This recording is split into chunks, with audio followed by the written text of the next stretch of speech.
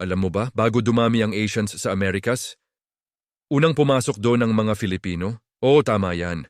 Bago pa man ang modern migration, ang mga Pilipino, kasama ng isang sobrang importanteng puno ang coconut ay naglakbay across the Pacific at hindi lang para sa pagkain. Dala rin nila ang lambanog skills nila. From 1565 hanggang 1815, may Manila-Acapulco galleon trade ang Spain, connecting Philippines sa Mexico.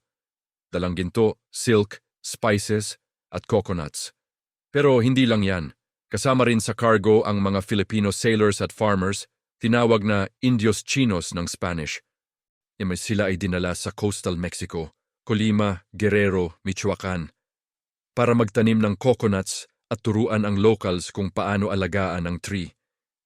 Pero hindi lang pagtanom, dala rin nila ang kaalaman sa paggawa ng coconut alcohol o lambanog sa atin. Sa Mexico, ang mga Pilipino hindi lang simpleng laborers. Sila ay farmers, sailors at artisans. Tinuruan nila ang locals kung paano magtanim ng coconuts at iba pang tropical crops. Gumawa ng coconut oil, vinegar at food products. Gamitin lahat ng parte ng puno, leaves for roofing, shells for bowls, husks for ropes, at ang pinaka-fascinating, gumawa ng alcohol from coconuts gamit ang teknik na parang lambanog. Yung knowledge nila sa fermentation ng coconut sap eventually naka-inspire sa mga locals na gumawa ng tequila and other distilled drinks sa Mexico. Parang Pinoy skills, pero evolve sa bagong kultura.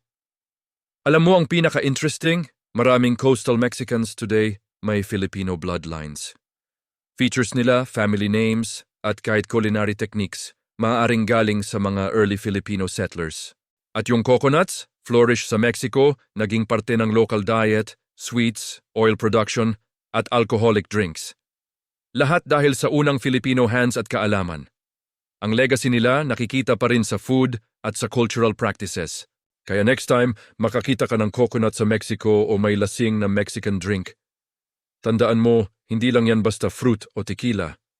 Reminder yan ng first Filipinos in the Americas na nag-cross ng oceans, nag-share ng knowledge, at nag-iwan ng legacy na makikita pa rin today.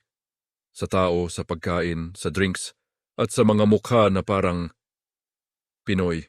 At baka next time, may magsabi sa'yo ng parang Pinoy ka. Hindi lang ganda o features ang nakikita nila, baka history din ang nakikita nila.